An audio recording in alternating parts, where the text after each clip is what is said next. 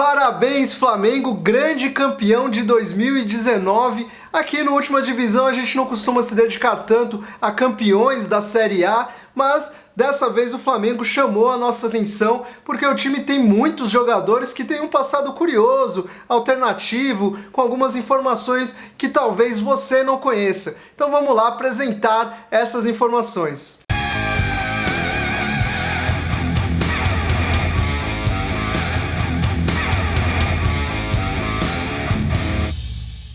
Esse vídeo é patrocinado pelo aplicativo OneFootball. Acesse o link na descrição, baixe o aplicativo, diga lá qual é o seu time preferido e acesse as notícias, veja vídeos, veja o tempo real das partidas e várias outras funções especiais do aplicativo OneFootball. Sabe aquele seu amigo na infância que era gordinho, que sempre ia pro gol? Pois é, o Diego Alves era esse jogador quando ele tinha ali 10, 12 anos, isso por causa de um problema de saúde que ele teve uma paralisia facial, teve que tomar muita cortisona, isso acabou fazendo ele engordar, mas depois, quando chegou ali aos 12 anos, ele acabou entrando em forma e aí mostrou o talento dele pro gol. Foi descoberto pelo mesmo treinador de goleiros do Botafogo de Ribeirão Preto, que acabou descobrindo o Doni, o goleiro Júlio Sérgio, enfim, tem uma certa escola de goleiros ali no Botafogo de Ribeirão Preto, e aí nas categorias de base ele jogou lá no interior paulista, acabou depois indo pro Atlético Mineiro, se profissionalizou no Atlético Mineiro, mas tem aí essa participação no Botafogo de Ribeirão Preto.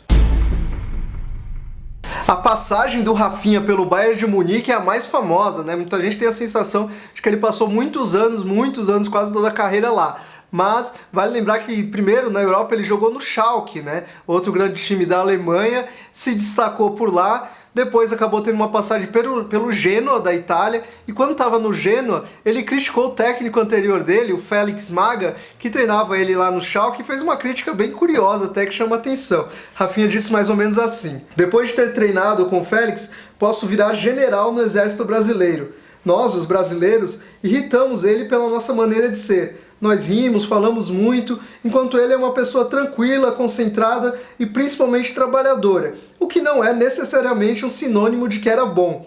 Às vezes eu tinha a impressão de estar no exército. Pois é, esse era o treinamento, tipo de treinamento que o Rafinha passou lá no Schalke, depois do Genoa ele foi pro Bayern de Munique e fez a carreira que todo mundo conhece. O zagueirão que o Flamengo encontrou, Pablo Mari, quase parou de jogar na adolescência. Ele teve um crescimento muito rápido e aí passou a sentir muitas dores na pelve, pensou realmente em parar de jogar, mas continuou ali nas categorias de base do Mallorca, conseguiu se profissionalizar, depois passou por times da segunda divisão, terceira divisão, e aí até conseguir chamar a atenção do Manchester City. Pois é, ele foi contratado pelo Manchester City, não chegou a jogar lá, foi emprestado para o Deportivo La Coruña, e aí sim teve uma boa participação, chamou a atenção da Europa, e foi o Flamengo que conseguiu contratá-lo. O outro zagueiro do Flamengo, Rodrigo Caio, também quase parou de jogar. E isso foi aos 15 anos por causa de uma lesão muito grave. Ele sofreu uma ruptura da rótula do joelho e aí realmente ele passou por uma situação delicada porque ele estava sem contrato profissional, né? Tinha apenas um pré-contrato e a carreira dele ficou ameaçada. Os médicos diziam que não sabiam se ele ia poder voltar a jogar em grande nível, né? Ele chegou a ficar 1 mês e meio sem poder andar. Mas aí, enfim, conseguiu, né? A história do Rodrigo Caio é bem conhecida, ficou muito tempo no São Paulo, entre críticas e elogios. Perdeu algumas chances por causa de outras lesões, ele é um jogador que teve muitos problemas físicos, né? Perdeu chances de transferências, convocações para a seleção brasileira, mas agora parece muito bem fisicamente, se destacando no Flamengo. Primeiro, vale lembrar a carreira alternativa que o Filipe Luís teve antes de chegar ao Atlético de Madrid, onde realmente ele se consagrou nacionalmente, internacionalmente, enfim. Ele jogou no Figueirense, né, no começo, depois teve até uma passagem pelo Real Madrid B, pelo rival do Atlético de Madrid, né? Enfim, aí depois foi se destacar. E quando chegou ao Flamengo, sempre o que chamou a atenção foi a inteligência dele, que acabou até influenciando o trabalho do Jorge Jesus. Assim que Filipe Luís chegou ao Flamengo, o Jorge Jesus queria que ele fizesse muitas passagens para a linha de fundo, né? Que ele chegasse muito ao ataque. O próprio Jorge Jesus confirmou essa informação ao blogueiro do UOL, André Rocha, e revelou ainda que o próprio Filipe Luís foi quem fez ele mudar de ideia. O Filipe Luís ali conversou com o Jorge Jesus, explicou que ele poderia ajudar o time de outra maneira, entrando pelo meio, com passes em profundidade, e que o ideal seria deslocar jogadores que atuam pelas pontas com mais frequência, né, para fazer essas jogadas de linha de fundo, como o Bruno Henrique, o Everton Ribeiro, e aí dessa maneira o ataque do Flamengo encaixou, realmente evoluiu a ponto de chegar a esse ataque sensacional que a gente está vendo na temporada de 2019.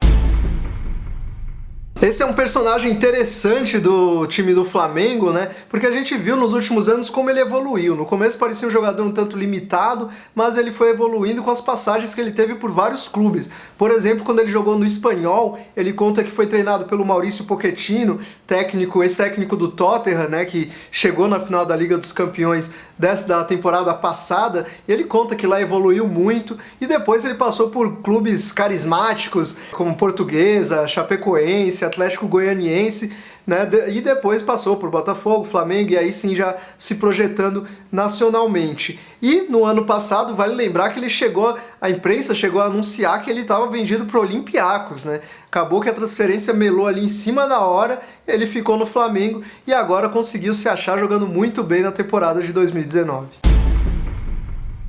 O Gerson foi revelado pelo Fluminense, né, nas categorias de base de Xerém, mas diz que sempre foi flamenguista. Na entrevista coletiva, quando ele chegou ao Flamengo, ele até contou que ele chorou na eliminação do Flamengo para o América do México na Libertadores, né? Enfim, sofria muito quando era flamenguista ali na adolescência e tudo mais. Agora tá jogando no clube de coração e tá chamando a atenção por causa de uma comemoração de gol, né? A do Vapo, que ele faz ali quando marca os gols, e ele conta que foi um pedido dos amigos, né? De um amigo dele que falou para ele fazer esse gesto. Isso quando ele estava na Itália, né? Ele estava jogando na Fiorentina, teve uma boa passagem pela Fiorentina, e aí ele pediu. O Gerson não fez gol lá, mas quando chegou no Flamengo, logo no primeiro gol fez isso aí, e a torcida começou a imitar, a criançada curtiu muito, tá pegando essa comemoração. Apesar de todo o talento do Arrascaeta, ele se profissionalizou em um clube médio, pequeno ali do Uruguai, o Defensor Sporting. Ele se profissionalizou em 2012 e foi projetado principalmente em 2014, quando o Defensor Sporting conseguiu chegar na semifinal da Copa Libertadores de 2014, uma edição bem alternativa da Copa Libertadores, né, que o San Lorenzo acabou ganhando, mas teve Nacional do Paraguai na semifinal também. Enfim, o Arrascaeta se destacou, chamou a atenção de vários clubes, até clubes da Europa, como Milan, Juventus, o Internacional de Porto Alegre chegou a entrar na briga também. No final, o Cruzeiro levou, né? O Defensor Sporting lucrou 12 milhões de reais na época. Agora, na transferência do Cruzeiro, do Arrascaeta, do Cruzeiro para o Flamengo, aí já foram 60 milhões de reais, 5 vezes mais, e nem foi por 100% dos direitos econômicos. Então, realmente se valorizou muito o Arrascaeta. Esse merece um grande destaque porque é o jogador com o passado mais alternativo. O Bruno Henrique sequer chegou a passar por categorias de base, né, de clubes brasileiros. Ele se destacou principalmente quando jogava na várzea, quando disputou a Copa Itatiaia pelo Inconfidência, foi eleito o melhor jogador da competição. Na época ele era chamado só de Bruninho, e aí nessa época chamou a atenção do Cruzeiro. O Cruzeiro chegou a contratá-lo, mas não aproveitou. O jogador ainda era jovem, emprestou ele para o Uberlândia. Ele teve boas atuações, depois foi contratado pelo Uberlândia e emprestado ao Itumbiara para jogar na segunda divisão goiana, e aí ele se destacou novamente, e aí o Goiás foi olhar para ele, contratou, e aí começa uma história que a gente já conhece mais, né? Ele se destacou na primeira divisão do Brasileirão, foi para a Europa, jogou, até muita gente nem lembra, mas ele se destacou contra o Real Madrid, ele jogando pelo Wolfsburg, fez uma bela partida lá no jogo de ida das quartas de final. Depois o Real Madrid acabou se classificando, mas o Bruno Henrique também se projetou nessa época, aí foi para o Santos, para o Flamengo, enfim, passagens mais conhecidas. Mas esse começo de carreira foi bem alternativo. Em 2008, quando o Everton Ribeiro estava começando a carreira, o Mano Menezes era técnico do Corinthians e resolveu emprestá-lo para o São Caetano. Na época, a justificativa do Mano é porque o Wellington Saci tinha acabado de chegar ao clube. Vale a pena lembrar exatamente como foi essa declaração do Mano Menezes sobre o elenco do Corinthians, né? Ele fez uma análise e disse: será importante para o Everton Ribeiro. Por termos muitos jogadores de características parecidas, resolvemos liberar. Com a chegada do Saci, ele perdeu espaço. E ainda temos o André Santos e o Douglas, que também é canhoto. Pois é, deu nisso, né? O Everton Ribeiro acabou se destacando muito depois, não no Corinthians, né? Mas jogou bem no São Caetano, jogou bem também no Coritiba, né? Principalmente, foi quando ele evoluiu bem, jogou muito no Cruzeiro, decidindo 2 campeonatos brasileiros para o Cruzeiro, depois foi para o Al-Ahly e aí voltou agora para o Flamengo, fazendo um papel importante nessa campanha de 2019. Esse é um jogador que sempre foi muito acompanhado desde as categorias de base, desde a adolescência, por causa da fama das categorias de base do Santos, né? Todo jogador que começa a se destacar por ali acaba ganhando muito espaço na mídia e o Gabigol foi muito elogiado. Um treinador das categorias de base do Santos chegou a dizer que ele era uma mistura de características de Ganso, Neymar e Robinho. Depois o empresário dele, Wagner Ribeiro, chegou a incluir o Lucas nessa mistura também. Pois é, tudo isso, é claro, criou uma grande expectativa e vale lembrar que na base o Flamengo chegou a fazer propostas para o Gabigol, né? De acordo com o Wagner Ribeiro, era até uma proposta melhor para contratá-lo, mas por causa da gratidão, segundo o Wagner Ribeiro, né, ele acabou ficando no Santos, se destacou no Santos, teve boas temporadas por lá, mas saiu e quando voltou ao Flamengo conseguiu realmente mostrar toda a qualidade dele, né? Não exatamente toda essa mistura que foi criada lá no começo, né? Mas está sim se destacando muito nessa temporada pelo Flamengo. Dá pra dizer que o técnico do Flamengo é um verdadeiro andarilho da bola. Jorge Jesus, quando jogador, era um meio-campista que passava por muitos clubes. Em Portugal ele chegou a jogar em 14 clubes durante 18 anos de carreira, inclusive é recordista com mais 2 jogadores de clubes defendidos no país. Entre os principais clubes ali, ele só jogou no Sport, né? Então realmente passou por muitos times alternativos, uma carreira bem curiosa, e como treinador não é muito diferente, não. A gente tem essa impressão de que ele, por ele ter treinado o Benfica há muito tempo, né, de que a carreira dele foi mais por ali, mas o Flamengo já é o 14º clube dele na carreira, né? Então realmente o Mister gosta muito de mudar de time. E uma história que chamou atenção recentemente foi quando um jogador revelou uma bronca que o Jorge Jesus deu no rapper 50 Cent. Foi durante um treino ali no estádio em que ia receber um show do 50 Cent. Então o estádio ficou meio dividido, numa parte o 50 Cent passava o som ensaiando, né? E no final do estádio, do gramado, o time, o Benfica, estava treinando, né?